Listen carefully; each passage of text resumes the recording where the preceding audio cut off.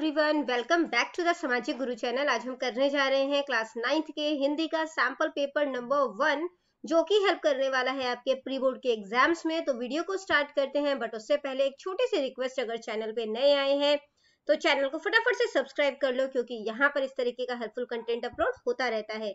तो चलिए बिना देरी किए सॉल्यूशन स्टार्ट करते हैं। तो बच्चों, सबसे पहले पेपर पैटर्न देख लेते हैं। तो पेपर में आपको 75 मार्क्स का तो पेपर आएगा, ठीक है। 5 मार्क्स आपको हैंडराइटिंग के दिए जाएंगे, यानी कि टोटल पेपर आपका 80 मार्क्स का होगा। टाइमिंग आपको 3 आवर्स की दी जाएगी। भाग क, इसमें से किन्हीं 17 प्रश्नों के उत्तर, यानी कि 17 प्रश्नों के उत्तर जो है वो देने हैं। हिंदी भाषा की लिपि का नाम बताओ। तो हिंदी भाषा की लिपि का नाम क्या है? देवनागरी। अगला प्रश्न है, रचना की दृष्टि से भाषा की आधारभूत इकाई कौन सी है? तो भाषा की आधारभूत इकाई है वर्ण। हिंदी वर्णमाला में कितने स्वर होते हैं? 11। शुद्ध शब्द का चुनाव करें। इसमें से शुद्ध शब्द कौन सा है? तो ये सही है, नीति, ठीक है। बेटा अगला प्रश्न है, हाँ अथवा नहीं में उत्तर देना है। नमस्ते शुद्ध शब्द है, तो ये बिल्कुल सही लिखा हुआ है, तो हम हाँ पे टिक कर देंगे। इसके बाद है, रिक्त स्थान की पूर्ति कीजिए। पड़ोसी का स्त्रीलिंग जो है वो क्या होगा? पड़ोसन, ठीक है। फिर है, विपरीत लिंग का रेखा खींचकर मिलान कीजिए। नायक, नायिका। रिक्त स्थान भरे। चिड़िया का बहुवचन क्या होगा? चिड़े या चिड़िया? चिड़िया। आंख शब्द के लिए सही बहुवचन का मिलान करें, तो आंख का हो जाएगा आंखें। इसके बाद बेटा अगला है, लिखावट शब्द में प्रत्यय कौन सा है? तो इसमें आवट प्रत्यय लगा है।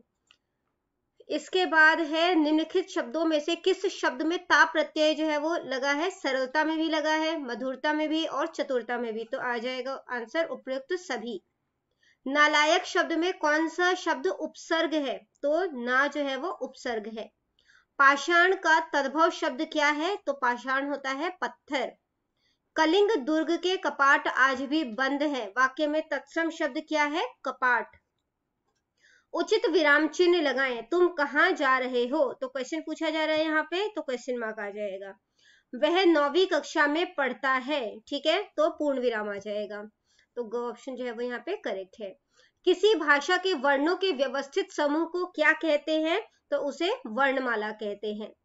शुद्ध शब्द चुनकर रिक्त स्थान की पूर्ति करें। वह कल आएगा, ठीक है। इसके बाद है, नीचे दिए गए कोष्ठक में सही कथन होने पर सही का और गलत होने पर गलत का निशान लगाएं। अध्यापक का स्त्रीलिंग अध्यापिका होगा, ये बिल्कुल सही है, ठीक है। अगला प्रश्न है, दुर्व्यवस्था शब्द में कौन सा शब्द उपसर्ग है? तो यहाँ पे दुर्व्यवस्था शब्द में दुर जो है उपसर्ग है, ठीक है, तो घ ऑप्शन करेक्ट है। अगला प्रश्न है, निम्नलिखित में से हस्त शब्द का तद्भव क्या है?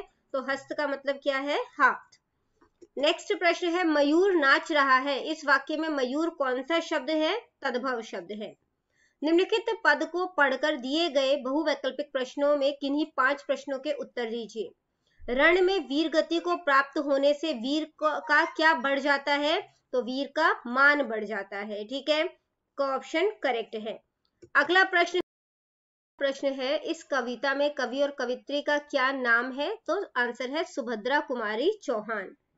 अगला प्रश्न है बेटा कि कविता में मर्दानी किसे कहा गया है? तो कविता में मर्दानी रानी लक्ष्मीबाई को कहा गया है। झांसी की रानी की समाधि पर झांसी की रानी की कौन सी लीला स्थली है? अंतिम लीला स्थली है, ठीक है। फिर है क्वेश्चन, झांसी की रानी ने अपना बलिदान क्यों दिया? देश की स्वतंत्रता के लिए। इसके बाद है बेटा, कवित्री को रानी से अधिक क्या प्यारा है? उपयुक्त पद के आधार पर उत्तर दे, ठीक है। तो यहाँ पे देखो लिखा है, यह समाधि, रानी से भी अधिक हमें यह समाधि है प्यारी, ठीक है। तो उन्हें रानी की समाधि प्यारी है, रानी की समाधि। अगला जो पार्ट है वो भाग ख है, जो कि है, निम्नलिखित में से किन्हीं 5 प्रश्नों के उत्तर दीजिए। एक एक नंबर के प्रश्न है। नीरू को किसका अभाव खलता था? माँ का। पंच की जुबान से खुदा बोलता है, यह वाक्य किसने कहे थे? जुम्मन शेख ने। ईसा की शहादत ने किस धर्म को अमर बना दिया? ईसाई धर्म को। शिवाजी पर स्त्री को, यानी कि दूसरी स्त्री को किसके समान मानते थे? माता समान। मदन लाल ढींगरा इंग्लैंड में कौन सी पढ़ाई करने गए थे? यांत्रिकी अभियांत्रिकी की। ठीक है, इसके बाद अगला प्रश्न है, लाक्षागृह की मुसीबत किसने झेली थी? पांडव ने। व्यसन या ड्रग एडिक्शन किसे कहते हैं? मानसिक और शारीरिक रूप से नशे पर निर्भर होना। इसके बाद बेटा अगला प्रश्न है, निम्नलिखित प्रश्नों में से किन्हीं 3 प्रश्नों के उत्तर 3 या 4 पंक्तियों में देना है। 2-2 नंबर के ये प्रश्न है। बूढ़ी खाला ने पंचों से क्या विनती की? तो खाला ने बड़े ही विनम्र भाव से पंचों से कहा कि 3 वर्ष पहले उसने अपनी सारी जायदाद अपने भांजे जुम्मन के नाम लिख दी थी। इसके बदले जुम्मन ने उन्हें उम्र भर उसे रोटी कपड़ा देने का वादा किया था। साल भर किसी तरह रो धोकर दिन बिताए हैं। अब जुम्मन के साथ नहीं रहा जाता, क्योंकि ना वह पेट भर भोजन देता है और ना ही तन ढकने को कपड़ा देता है। मैं विधवा कचहरी नहीं जा सकती। मुझे आप पंचों के फैसले पर पूर्ण विश्वास है। अगला प्रश्न है, लेखक के अनुसार नींद और भोजन का वास्तविक आनंद किसे मिलता है? तो नींद का वास्तविक आनंद उन्हें मिलता है जो दिन भर धूप में थक कर वापस लौटता है, तथा भोजन का आनंद उन्हें मिलता है जो कुछ दिन बिना खाए भी रह सकता है। अगला प्रश्न है, नीरू की सहेलियां उसका मजाक क्यों उड़ाती थी? नीरू की सहेलियां उसके गंदे हाथों को देखकर उसका मजाक उड़ाती थी। नीरू के हाथ कहीं से कटे थे, कहीं से फटे थे, कहीं से चपाती सेकते हुए जल भी गए थे। उसकी सहेलियां उसके गंदे भद्दे हाथों को देखकर उस पर हंसती थी।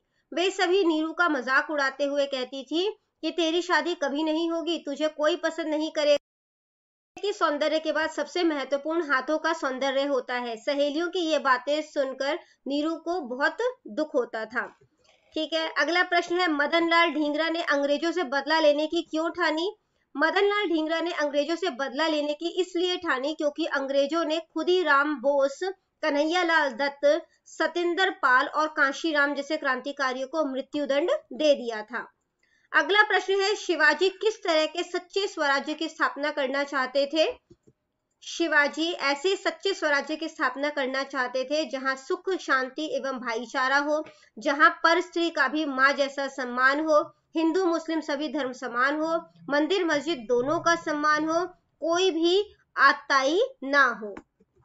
इसके बाद बेटा अगला प्रश्न है, किन्हीं 2 प्रश्नों के उत्तर देने हैं। 5-5 नंबर के प्रश्न है, या तो नीरू का चरित्र चित्रण करना है, या फिर शिवाजी का सच्चा स्वरूप एकांकी से आपको क्या शिक्षा मिलती है, इसका आंसर करो।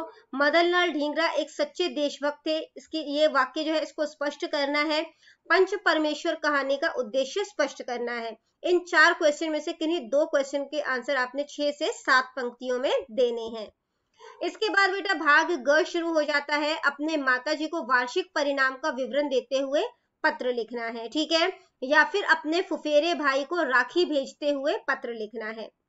इसके बाद आ जाता है बेटा किसी एक विषय पर आपने जो है वो निबंध लिखना है, अनुच्छेद लिखना है।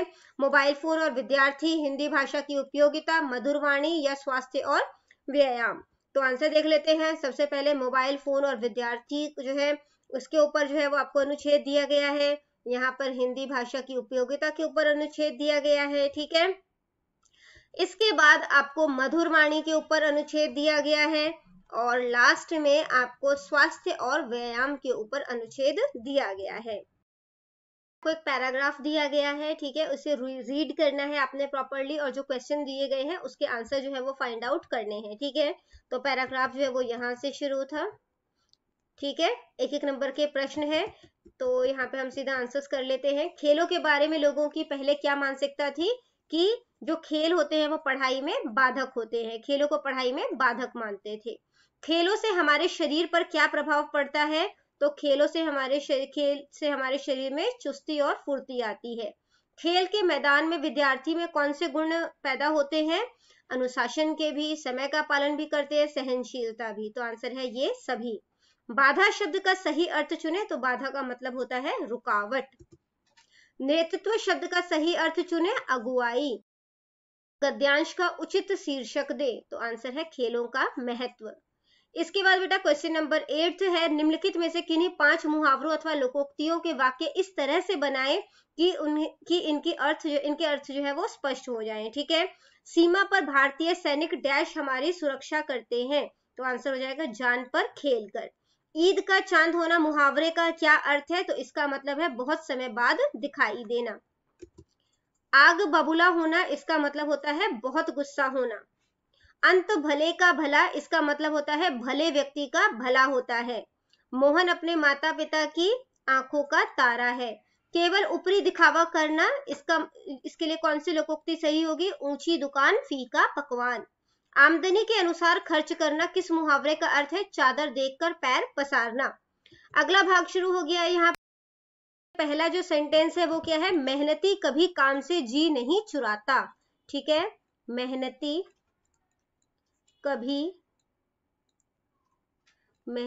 कभी काम से जी नहीं चुराता। अगला सेंटेंस है हमें कभी भी किसी का बुरा नहीं करना चाहिए। ठीक है, इसके बाद नफरत पर प्रेम से जीत प्राप्त करो। हमें परमात्मा पर विश्वास रखना चाहिए। ठीक है, परमात्मा। माता पिता की सेवा करना हमारा सबसे बड़ा धर्म है। सबसे बड़ा धर्म है। ठीक है, महात्मा गांधी को डैश भी कहा जाता है? राष्ट्रपिता। राष्ट्रपिता। डैश का गुस्सा जल्दी ही प्यार में बदल गया? बुढ़िया।